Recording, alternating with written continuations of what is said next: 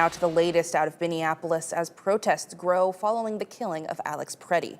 Today, the man at the center of the immigration crackdown in Minnesota is expected to leave the state as part of a leadership shuffle. ABC's Nicole D'Antonio is in Washington with the details.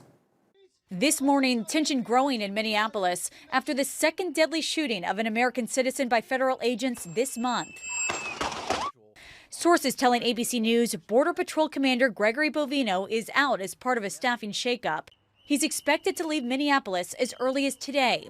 Bovino had been the face of the immigration crackdown in Minnesota. President Trump announcing he's putting border czar Tom Homan in charge. Trump says Homan will meet with Minneapolis Mayor Jacob Frey today.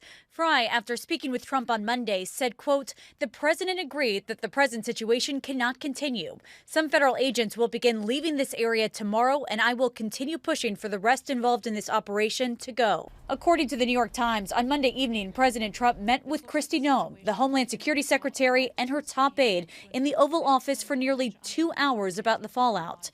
It comes as President Trump is now facing growing scrutiny within his own party over how the immigration crackdown is being handled. At least 29 Republican members of Congress demanding a full investigation. Immediately when an incident like this happens, they come out guns blazing that we took out a violent terrorist. Hooray. Escalating the rhetoric doesn't help, and it actually loses credibility. ABC's Mary Bruce pressing the White House. Secretary Noem said Alex Preddy committed an act of domestic terrorism. Stephen Miller labeled Preddy a domestic terrorist. Does the president agree with them? Look, as I've said, I have not heard the president characterize Mr. Preddy in that way. However, I have heard the president say he wants to let the facts in the investigation lead itself. Meanwhile, a new poll shows 58% of American adults believe the federal immigration crackdown has gone too far. Nicole D'Antonio, ABC News, Washington. Several of our local lawmakers are speaking out after the shooting. Republican Congressman Zach Nunn from Iowa says in part, quote, "I've called on ICE supervisors to brief me on the strategy ahead for agents' rules of engagement to serve and protect our communities."